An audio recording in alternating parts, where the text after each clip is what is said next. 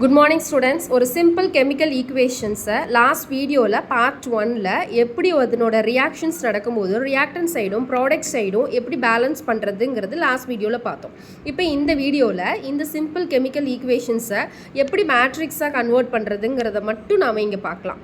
இப்போது இந்த C3H8க்கு முன்னாடி என்ன நம்பர் போட்டோம் அப்படின்னாக்கா நம்மளுக்கு இந்த லெஃப்ட் ஹேண்ட் சைடும் ரைட் ஹேண்ட் சைடும் பேலன்ஸ் பண்ண முடியுங்கிறத நம்ம பார்த்தோம்.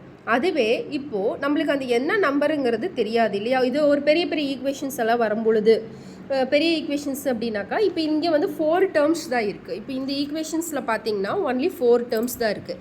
இதே ஒரு 6 டேர்ம்ஸு ஒரு 7 டேர்ம்ஸு இட் இஸ் ஒரு பெரிய ஈக்குவேஷன்ஸ் தான் வரும் பொழுது நம்ம அதை எப்படி சால்வ் பண்ணலாம் அப்படின்னு நம்ம பார்க்கும் பொழுது இப்போ இங்கே பாருங்கள், இப்போ 4 டேர்ம்ஸ். அப்போ 4 டேர்ம்ஸுக்கு நம்ம ஒவ்வொரு டேர்முக்கும் ஒரு வேரியபிள் அசைன் பண்ணிக்கிறோம். x1 x2 x3 x4. இப்போ பாருங்கள் இந்த ஈக்குவேஷனில் எப்படி இருக்குது, x1 into first term, x2 into second term, x3 into third term, x4 into fourth term, இந்த மாதிரி அசைன் பண்ணிக்கிறோம்.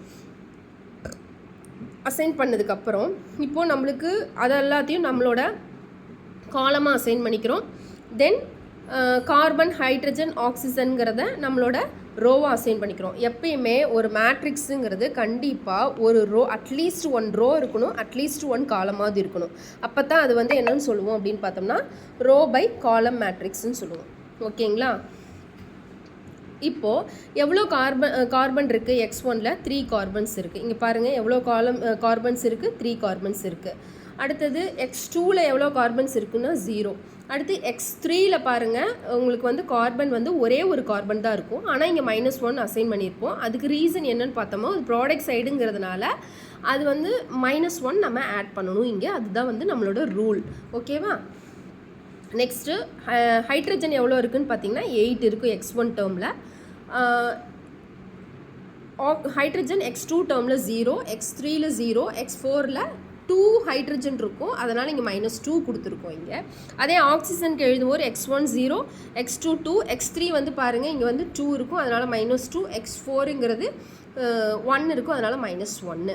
ஓகேவா. இப்போ நம்ம ஒரு மேட்ரிக்ஸாக கன்வெர்ட் பண்ணிட்டோமா. இப்போ இந்த மேட்ரிக்ஸை அழகாக நம்ம எந்த சாஃப்ட்வேரில் போட்டோம்னாலும் நம்மளுக்கு x1ஓட வேல்யூ, x2ஓட வேல்யூ, x3ஓட வேல்யூ, x4ஓட வேல்யூ 4 வேல்யூ டக்குன்னு நம்மளுக்கு கிடச்சிடுங்க. அவ்வளோதான். இப்போது ஒரு ஈக்குவேஷனை எப்படி மேட்ரிக்ஸாக கன்வெர்ட் பண்ணுறதுங்கிறது தெரிஞ்சுதா. இது வந்து கெமிக்கல் ஈக்குவேஷனை மேட்ரிக்ஸாக கன்வெர்ட் பண்ணிட்டோம். இதே அதை ஒரு மேக்ஸ் ஈக்குவேஷனை எப்படி கன்வெர்ட் பண்ணுறதுங்கிறது அதே தான்.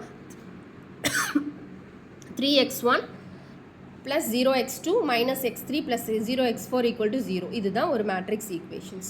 ஸோ தட் இப்போ நம்மளுக்கு எப்படி அந்த x1ஓட வேல்யூ நம்மளுக்கு கிடைக்கக்கூடிய x1ஓட வேல்யூ, x2ஓட வேல்யூ இதில் சப்ஸ்டியூட் பண்ணோம்னா ஈக்குவேஷன்ஸ் பேலன்ஸ் ஆயிரும். அவ்வளோதான். Thank you all.